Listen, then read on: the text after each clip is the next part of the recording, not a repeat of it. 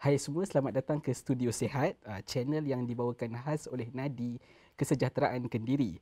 Kalau korang baru jumpa channel ni, hari ni kita akan borak pasal kesihatan dengan cara yang ringkas, dengan santai, ringan dan yang penting kita dapat faham isu-isu kesihatan yang kompleks dan padat juga dengan info berguna. Dan kita ada juga podcast, kita ada video pendek, kita ada tips-tips yang penting dan juga live webinar pun ada. Jadi kalau ada kesempatan, jemput untuk subscribe kita punya channel Studio Sihat, insyaAllah. Saya Shoaib, host korang untuk hari ini, dan dalam episod kali ini kita akan discuss, kita akan sembang topik yang saya kira penting sebenarnya, mewakili para lelaki di luar sana. Topik ini saya rasa penting untuk kita sama-sama fokus, sama-sama kita dengarkan dan sama-sama kita hayati, iaitu tajuknya adalah maloklusi, sesak dan jongang.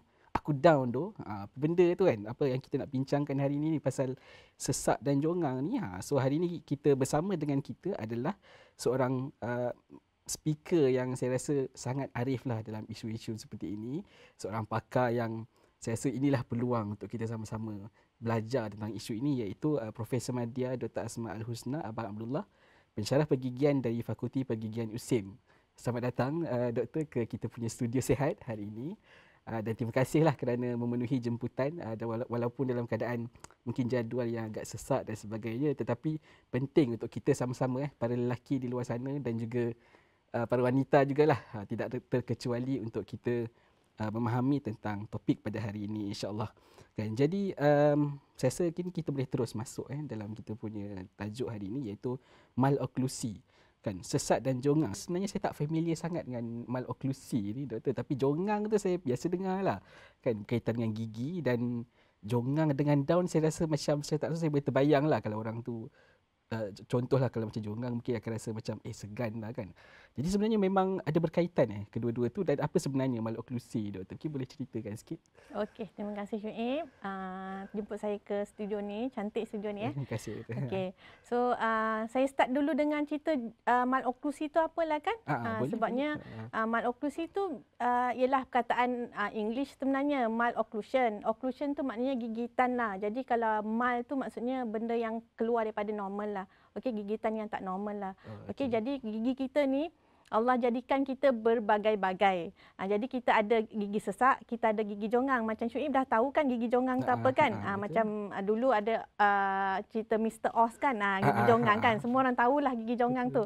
Tapi gigi sesak tu apa So saya ada bawa semua ni macam-macam ni, nanti kita tunjuklah. Kita tunjuk. Okey. So kalau gigi sesak tu ialah gigi tu tak rata lah basically. Kenapa dia tak rata tu sebab tak cukup ruang. Jadi kalau macam contohnya kalau kita naik bas kan. Kita naik bas, kalau ramai orang dalam bas tu kan, kita akan, badan kita kan akan sengit-sengitkan untuk akan kan nak sengitkan, nak masukkan dalam bas tu juga kan. Sama juga untuk gigi ni, sebab dia nak masukkan dalam gigitan yang ada ni, jadi dia terpaksa sengit-sengitkan badan dia untuk masuk jadi ni. So dia jadi sesak. Dia macam tu lah. Ya, so dia nama dia sesak, ataupun kadang-kadang pesakit dia akan cakap komplain gigi saya berlapis lah, depan belakang macam tu. Jadi ini adalah gigi sesak lah. Jadi pesakit akan datang dengan aduan, kata doktor gigi saya sesak lah. Kadang bila ada gigi sesak ni tak cantik tu satu, susah nak berus sebabkan makanan lekat kat celah-celah tu. Betul juga kan. Okay. So saya tunjuk jugalah gigi jongang tu. Mana saya punya gigi jongang? Gigi jongang. Okey, gigi jongang ni, gigi jongang dia ada dua jenis sebenarnya. Satu, ini ada jongang jugalah. Jongang yang macam kita tahu Mr. Oz tu kan jongang. Satu lagi jongang ialah jongang yang ke bawah. Bawah dia yang ke depan. Bawah dia ke depan. Mana gigi saya ni? Yang ni kalau nak tengok. Yang ni. Yang ni gigi bawah dia ke depan. Gigi atas dia ke belakang. So maksudnya rahang dia tu terlebih ke depan. Ya, rahang dia sengit ke depan tak jugalah. Rahang selalunya rahang tu yang bawa gigi bawah tu ke depan. Jadi dia ke depan macam ni. Jadi kalau jongang yang biasa tu, kalau tahu jongang yang biasa tu kan dia ke macam mana jongang saya. Sini kot. Yang ke yang ni. Okey, yang ni. Yang ni actually tadi saya tunjuk dia sesak, tapi actually dia pun ada jongang dia. Maknanya gigi atas dengan gigi bawah tu ada jarak lah antara gigi atas dengan gigi bawah, jongang atas. Tapi kita yang tadi tu saya tunjuk dia ada jongang bawah kan. gigi bawah tu ke depan. So ada macam-macam jenis maloklusi yang mungkin masyarakat tahu jonggang aja, tapi ada banyak-banyak jenis kan. So bila pesakit ada masalah macam ni, dia akan datang kepada saya dan mengadulah, doktor boleh ke baiki gigi saya sebab saya pakai ortodontik, pakai yang buat braces. Jadi doktor akan pesakit akan datang mengadu gigi saya tak cantik mungkin sebab tak berlapis ataupun jonggang ataupun gigi bawah tu ke depan. Okey. Kemudian saya akan tanya lebih. Saya akan tanya selain daripada gigi tu, kalau gigi tu macam tu, jadi adakah dia mengganggu makan? Adakah dia mengganggu nak bercakap? Adakah dia mengganggu kehidupan seharian? Contoh macam dia pergi sekolah. Ada pesakit saya, budak sekolah lah, dia datang, dia kata dengan doktor, tolonglah baiki gigi saya, gigi dia jonggang lah, basically gigi dia jonggang banyak lah. Dia kata baikilah gigi saya ni sebab bila saya masuk kelas, masa tu dia mungkin mungkin darjah 5, darjah 6 macam tu. Bila saya masuk kelas, gigi saya masuk dulu. Kawan saya cakap, kesian kan, kesian. Kawan saya ejek saya, gigi masuk dulu. Maknanya bila dia masuk pintu kelas tu, gigi dia masuk dulu. Jadi dia memang down lah kalau macam tu.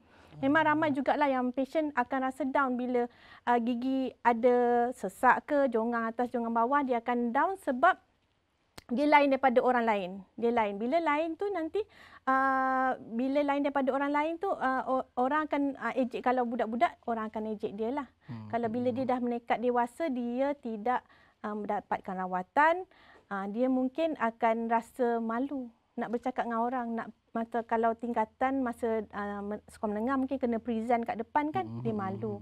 Kemudian bila dia ambil gambar, dia tak nak senyum. Betul. Dia tak nak tapi senyum. maksudnya selalunya kalau pesakit datang, dia bukan datang sebab gigi tak betul ke, tapi memang dia datang sebab faktor confidence, esteem tu kan, macam tu kan. Ya, betul.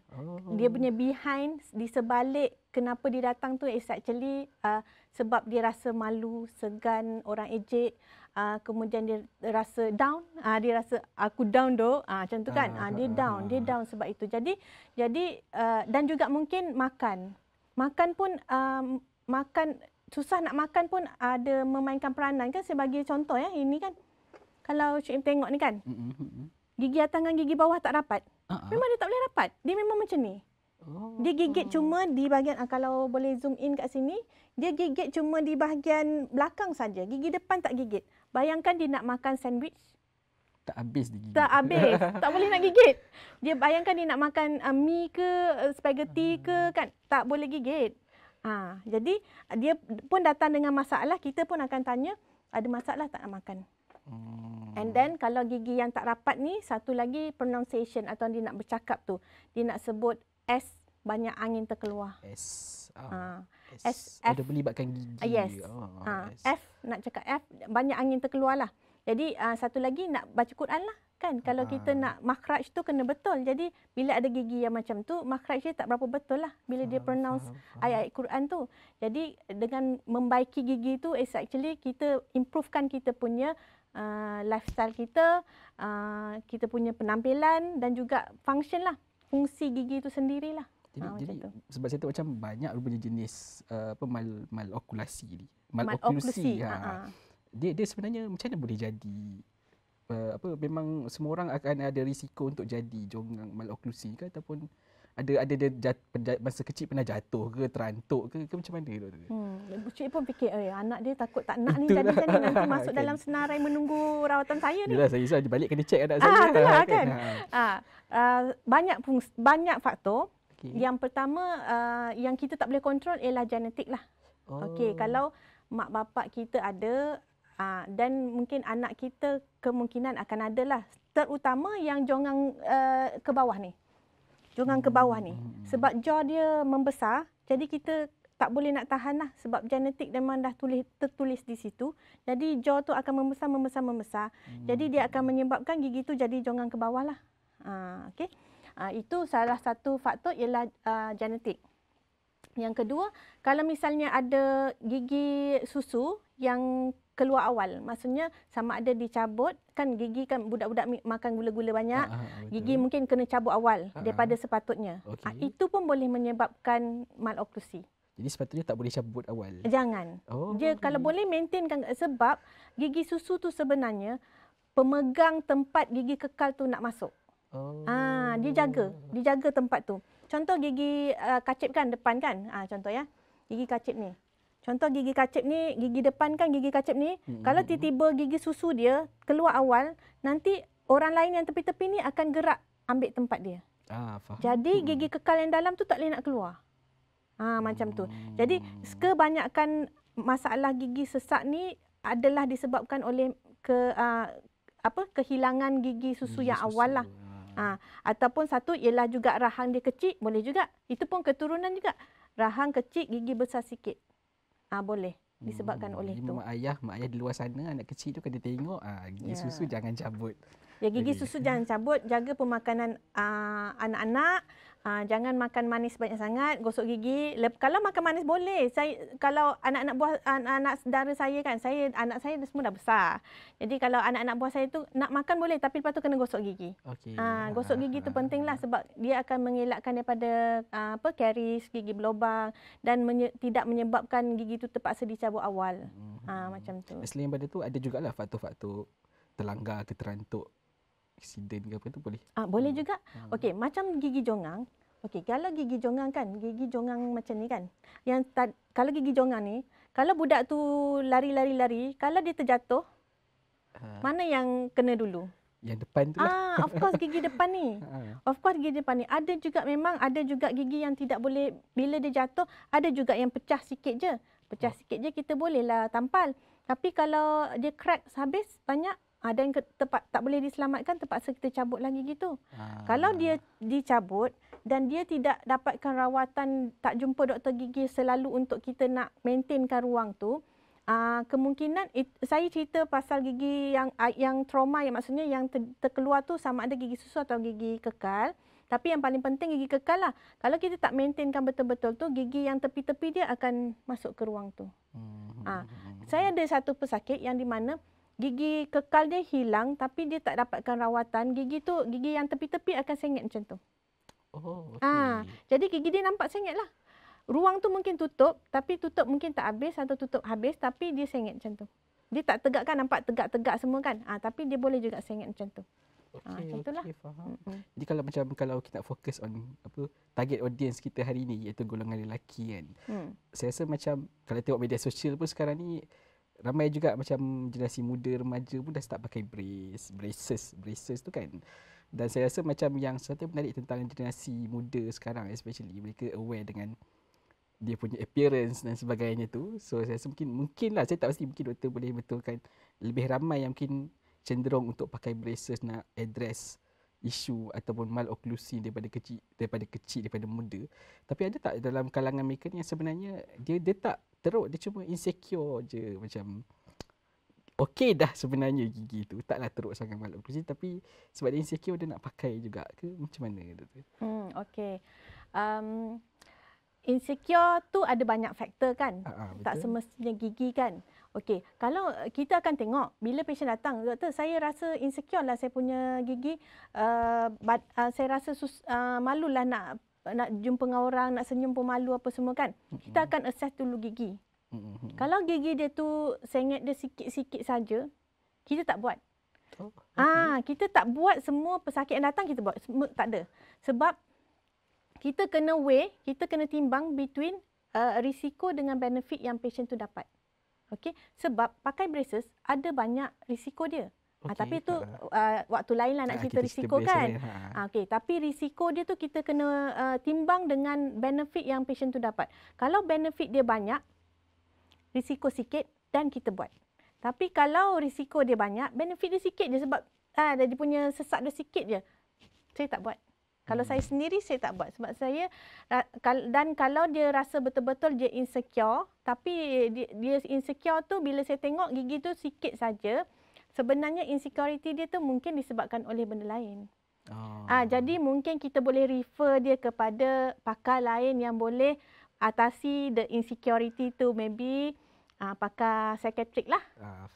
Atau psikologis ke. Maksudnya kalau yang macam kecil-kecil tu, kita boleh pasang braces tadi kan, tak digalakkan kan. Tapi ada cara lain ke memang biar je? Okey.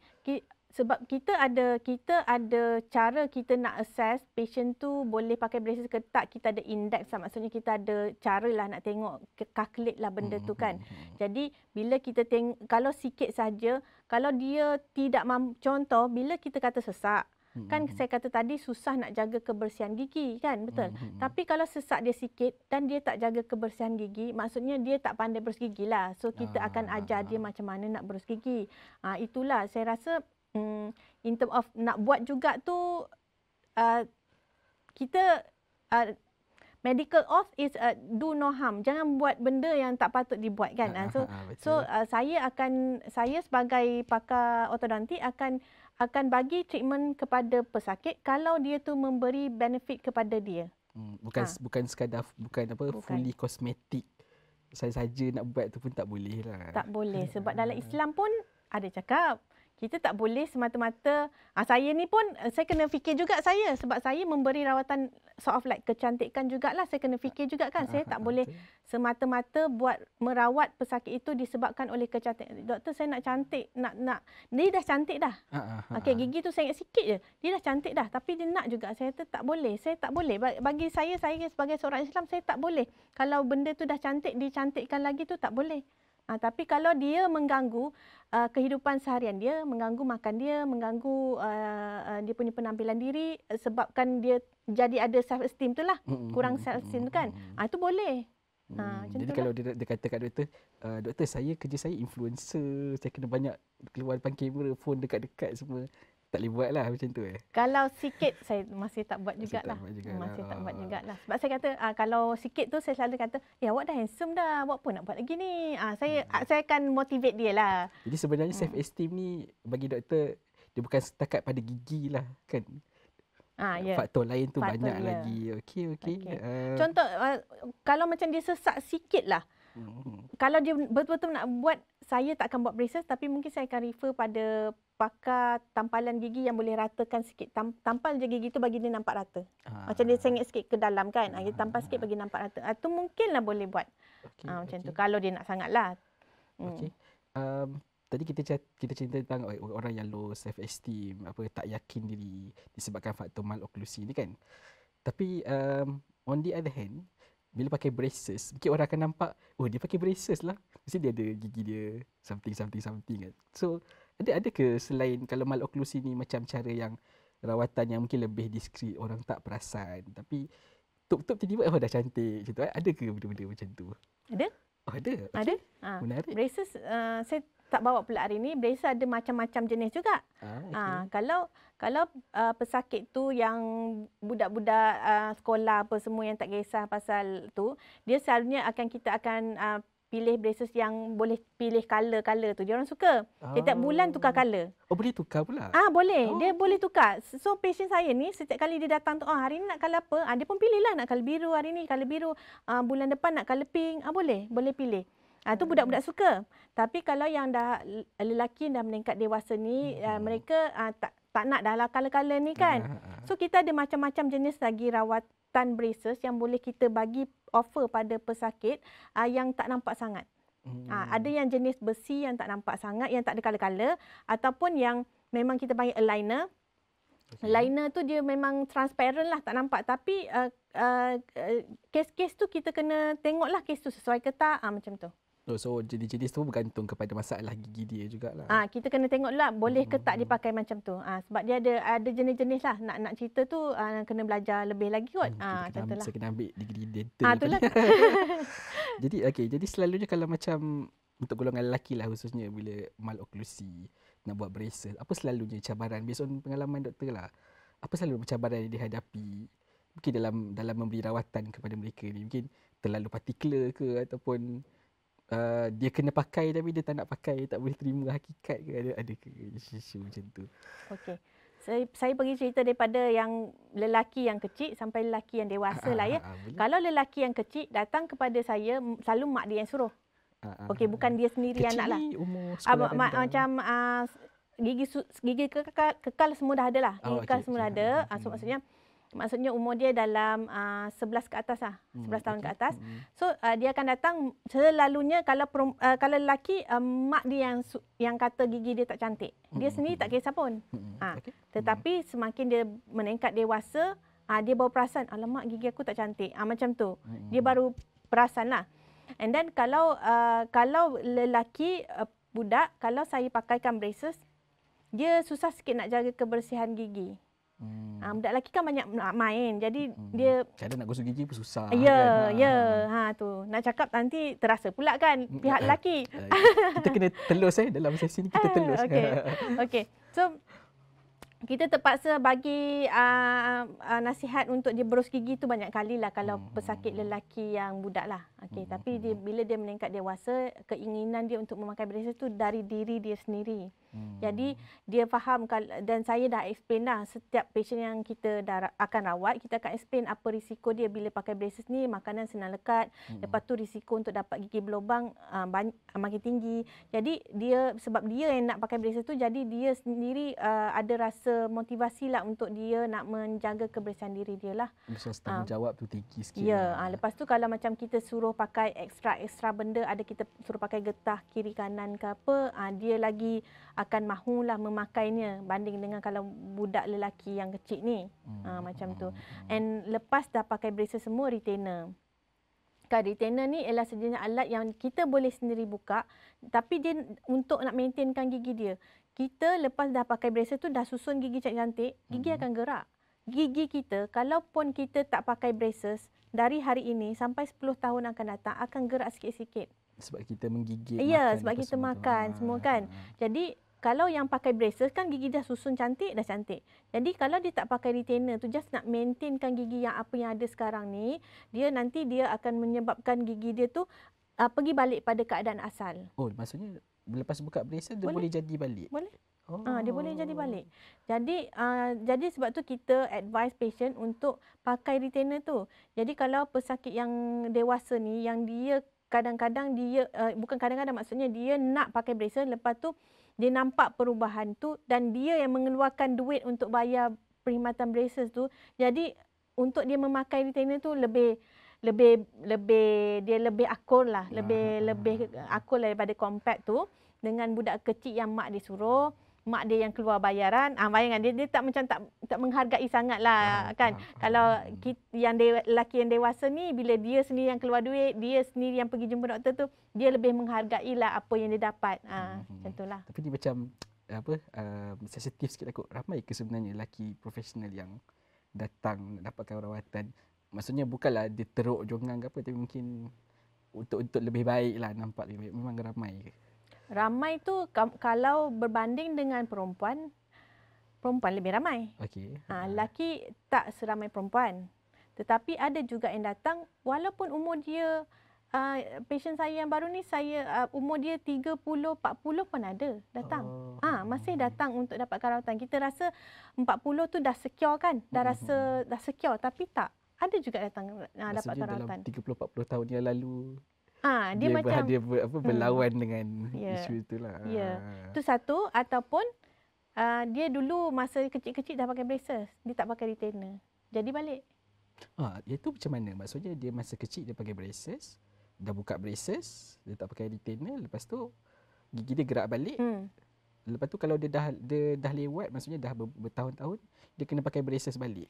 Kalau dia teruk sangat lah. Again, saya tengok lah. Kalau memang teruk sangat, dan kita buat lah. Tapi kalau sengit sikit je, saya tak buat. Tapi kalau dia boleh sengit banyak lah. Boleh sengit banyak lah. So, bila sengit banyak tu, kita kena buat lah. Sebab dia akan membantu dia untuk membersihkan gigi. Because gigi sengit-sengit, sesak-sesak ni, dia susah nak berus gigi. Tadi doktor sebut tentang apa? Risiko lah bila dah start kita nak repair, kita nak address maloklusi ni kan, pakai braces apa-apa tu. Dia ada risiko lain tadi, gigi berlubang apa semua tu. Mungkin apa lagi risiko sebenarnya once dah start dalam maloklusi punya rawatan ni. Kalau bila kita dah pakaikan braces, bila kita makan, makanan akan senang terlekat dekat braces tu. Jadi risiko untuk dapat gigi berlubang keliling braces tu meningkat.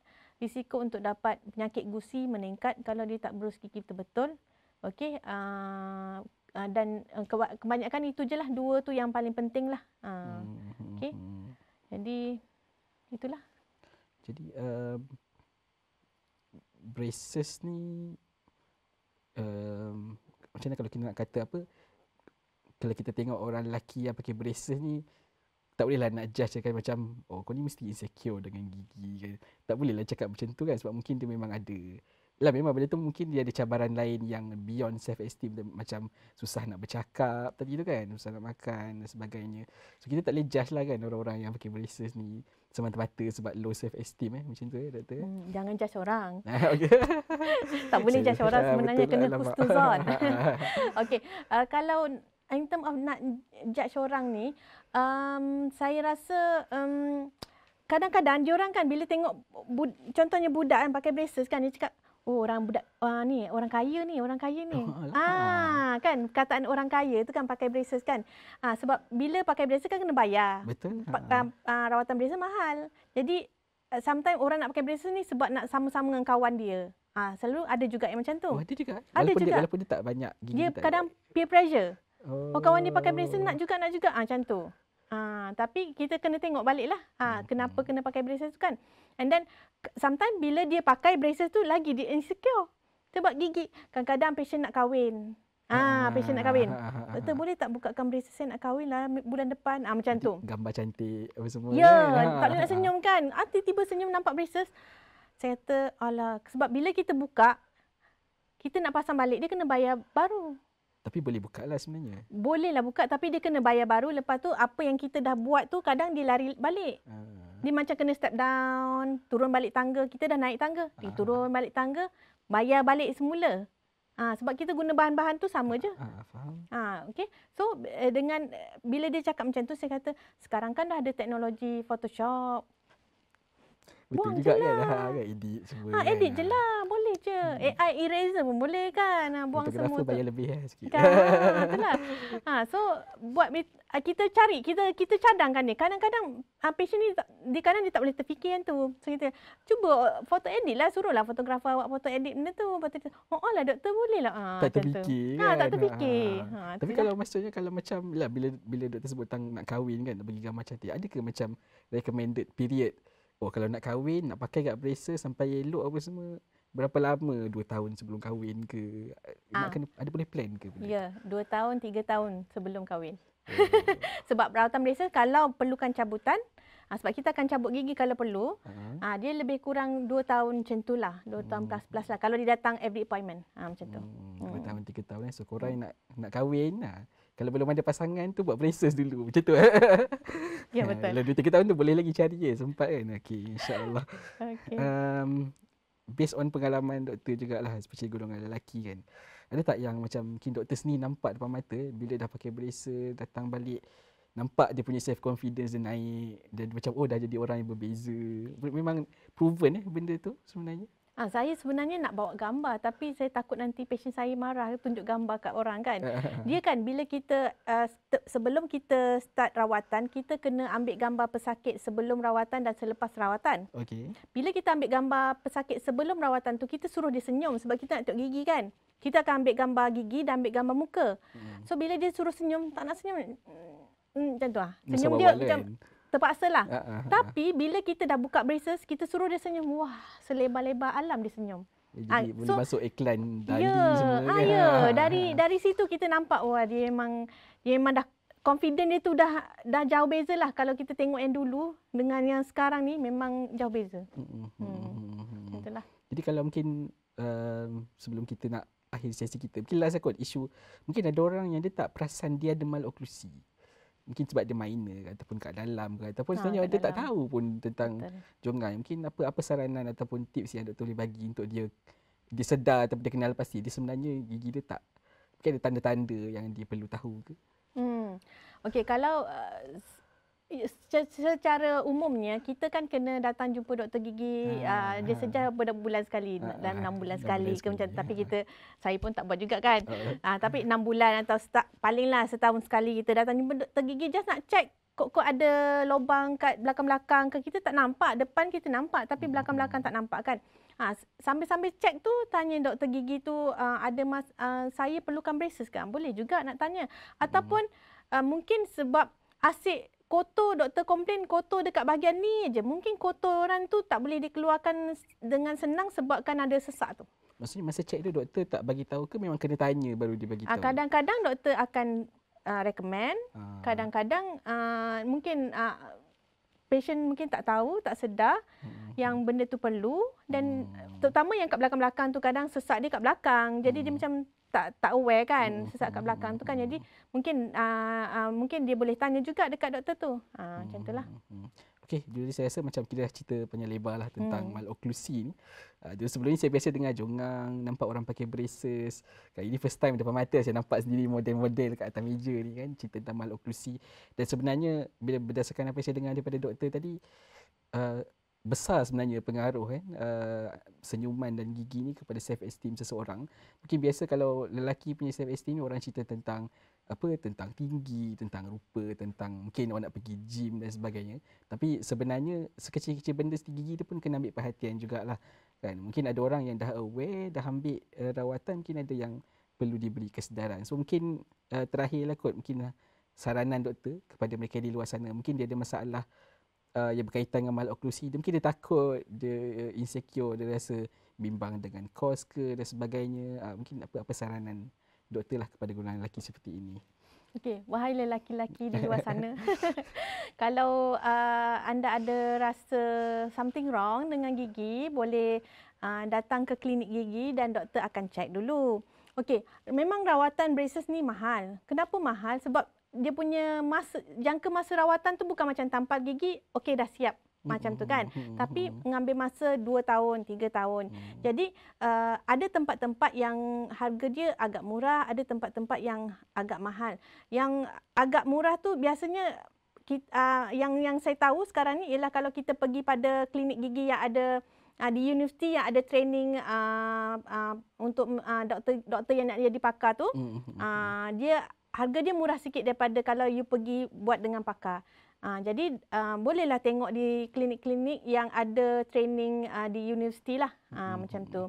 Dan contoh di UM ada, UKM ada, USIM pun ada, tempat saya bekerja, UiTM pun ada. So bolehlah datang-datang, kalau yang kat Lembah Kelang tu boleh datang ke kami lah untuk nak cek gigi lah. Okey. Yang penting datang cek gigi lah. Kena start yang tu dulu lah. Yang tu jarang kita terlepas pandang kan. Betul. So saya rasa banyak dah kita dah dapat input hari ini tentang maloklusi daripada doktor. So terima kasih banyak-banyak doktor sebab luangkan masa dan kita. Jadi untuk para lelaki di luar sana, saya harap persoalan-persoalan yang terbuku di hati selama ni kan tentang gigi dan terutamanya tentang self esteem. Mungkin dengar tadi doktor kata 2-3 tahun nak bagi nampak, nak bagi macam gigi tu siap lah kalau kita guna term tu kan. Tapi saya rasa satu investment yang berbaloi lah untuk diri kita, untuk self esteem kita. Dan kepada korang yang tengah dengar ataupun tengah follow kita punya discussion ni, terima kasih sebab tengok sampai habis. Mungkin ada yang tengah catat nota, good job, dan kita sama-sama praktikkan lah. Dan jangan lupa tekan like, share dan subscribe channel Studio Sihat. Teruskan untuk kita tengok kita punya siri-siri podcast yang akan datang insya-Allah. Kalau ada soalan ke pandangan ataupun berkaitan dengan kalau berkaitan dengan gigi, boleh tanya dekat pergi jumpa klinik doktor lah kot. Kalau tanya kat komen, mungkin doktor tak jawab lah dekat situ. Tapi kalau ada cadangan untuk topik-topik yang akan datang untuk podcast kita, boleh letak di ruangan komen. Admin akan baca insya-Allah. Jadi sekali lagi terima kasih doktor atas kesudian bersama kita hari ini. Sampai jumpa lagi di next episode Studio Sihat, ilmu, inspirasi dan gaya hidup sihat. InsyaAllah. Terima kasih. Assalamualaikum. Waalaikumsalam warahmatullahi.